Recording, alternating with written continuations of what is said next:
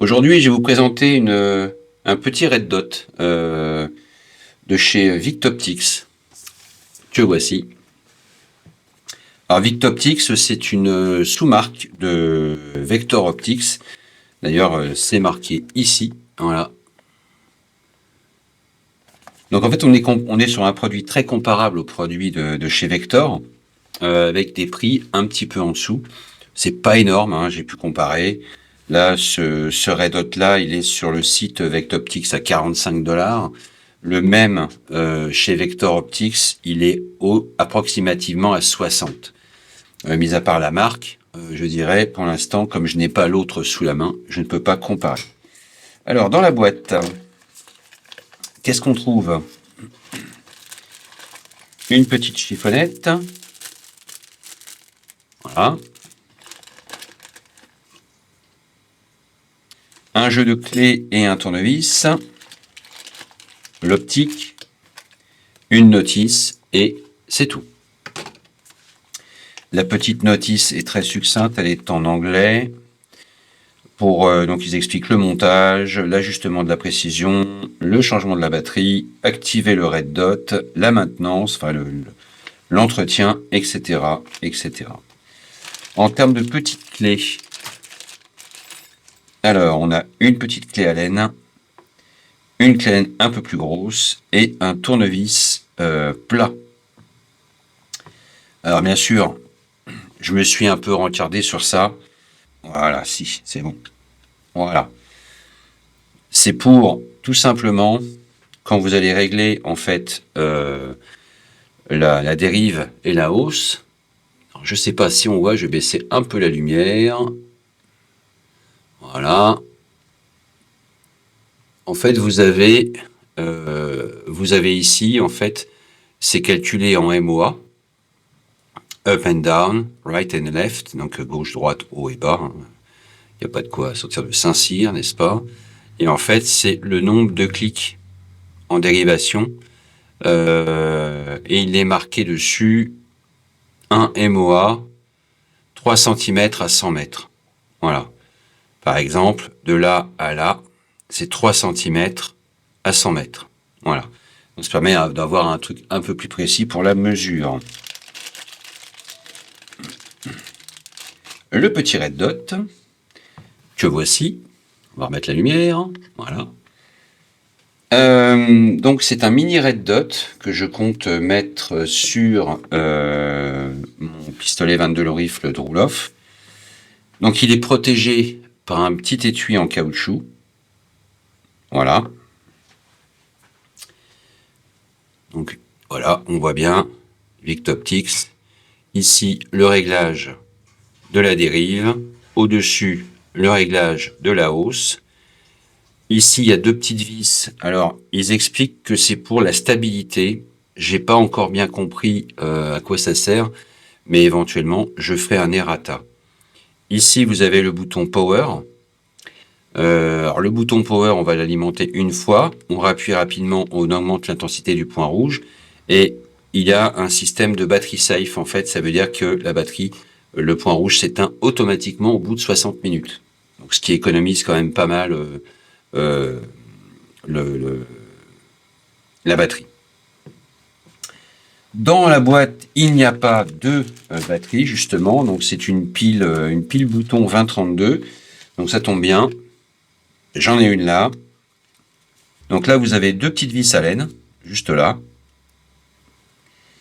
que vous enlevez.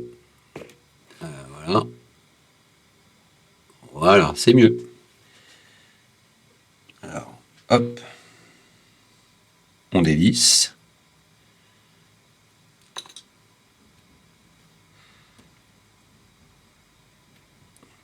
Alors, qualitativement, hein, c'est de l'aluminium. qui a l'air robuste. La petite plaque, voilà, ici. Juste en dessous, ils disent bien de ne pas retirer le petit opercule en plastique. Alors, on va le soulever. On insère la pupille.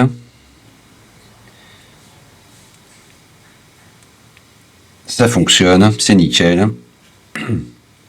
Ensuite, on repositionne sur les petits, les 4 petits témoins qui sont là. Elle n'est pas de vis juste en face, voilà.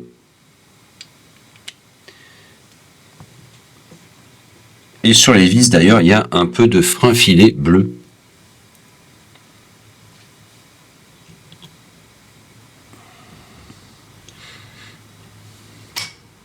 Voilà. On revisse comme il faut.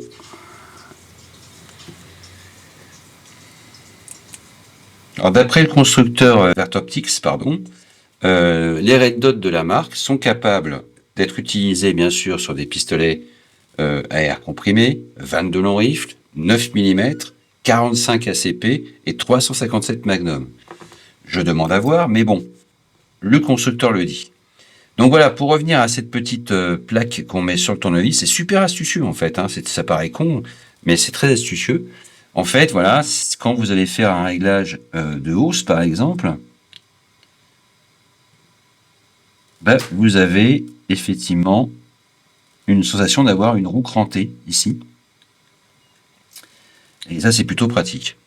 Maintenant, personnellement, moi, pour le réglage de mes optiques, j'utilise à 99% du temps ce genre de collimateur laser fourni avec plein d'embouts différents pour différents types de calibres. Bon, là, c'est du 22 et air comprimé, hein, donc c'est voilà.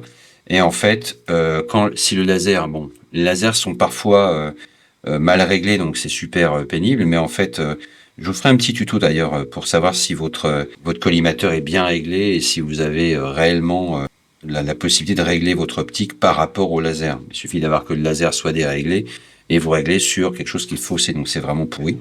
Donc lui, il est bien réglé. Bon, il n'était pas quand je l'ai acheté, hein, bien sûr. Donc j'ai dû le re-régler, ce qui n'est pas facile. Et je vous montrerai d'ailleurs dans une petite vidéo comment savoir si votre collimateur laser est bien réglé ou pas. Donc j'utilise ça, je le glisse dans mon canon. Voilà. J'allume mon collimateur et je regarde dans mon optique sur le rail. Et après, je fais des réglages. Le mieux, c'est d'être stable.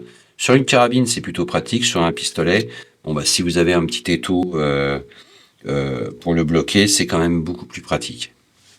Voilà. Maintenant, bon, ça, on peut ranger.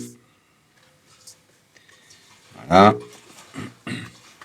Juste pour info, hein, les collimateurs laser, comme ça, lui, c'est un point rouge. Le point rouge, en plein jour, il se voit jusqu'à 20 à 25 mètres grand maximum. Il peut porter à environ 60 mètres en pleine nuit. C'est comme ça que parfois j'ai même réglé l'optique de ma carabine. En plein jour, c'est même pas la peine. Et au stand de tir à 50 mètres, vous oubliez le laser rouge.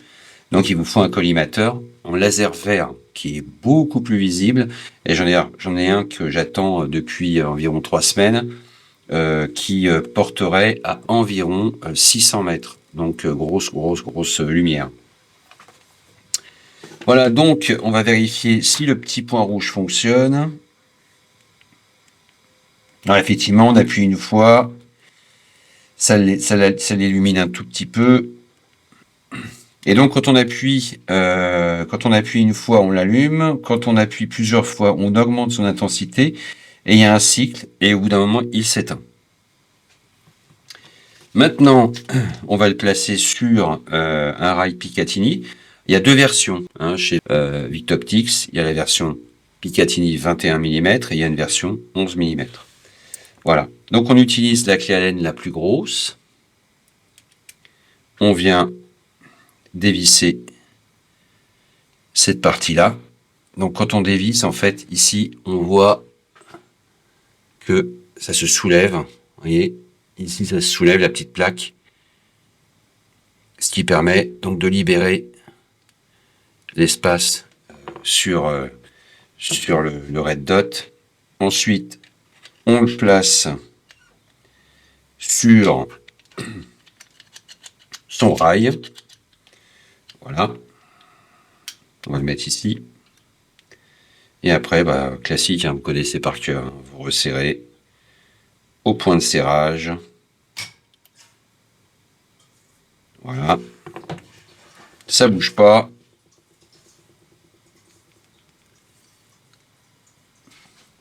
Voilà. Donc ça lui fait une jolie petite gueule. Quand même. Je vérifie, ouais, c'est bon. Hein. Voilà, ça lui fait une jolie petite gueule. C'est plus discret que le gros que j'avais, que j'ai d'ailleurs dédié au CP1M. Vous voyez, c'est très différent en termes de taille. Hein. Il n'y a pas photo. Hein. Mini red dot standard. Voilà. Ouais, mais pour un air comprimé, c'est suffisant, largement. Et là, on a un mini red dot. Donc, dans un futur proche, quand j'aurai ma catégorie B, eh ben, je le placerai sur le Springfield Armory Échelon. Et je verrai s'il tient le choc après un chargeur, peut-être même après un coup, on n'en sait rien. Ce qui me permettra de dire si Victoptics est aussi bon que Vector Optics. Voilà. Donc voilà, en plus vous pouvez toujours réutiliser le petit capuchon en caoutchouc pour le protéger, ce qui est plutôt bienvenu. Et bien sûr, comme je vous l'ai montré tout à l'heure, il y a une petite chiffonnette fournie avec. Voilà. Aux couleurs de la marque, qui vous permet de nettoyer, bien sûr, votre optique.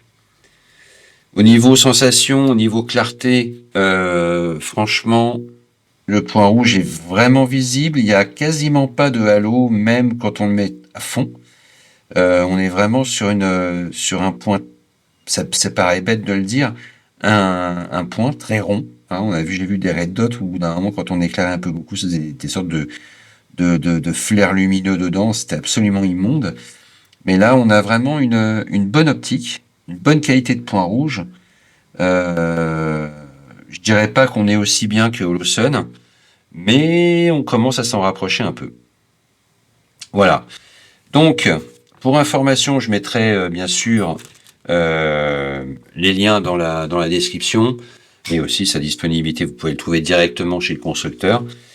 Et il est très largement diffusé sur AliExpress. Pour un peu moins cher d'ailleurs. Sur le site constructeur, il est à 49 $. Sur le site AliExpress, je l'ai trouvé à 32,65 €. Donc pour 32 €, je trouve que c'est une bonne affaire. Voilà. Écoutez, c'était court, mais c'était bon. Et je vous dis à très bientôt.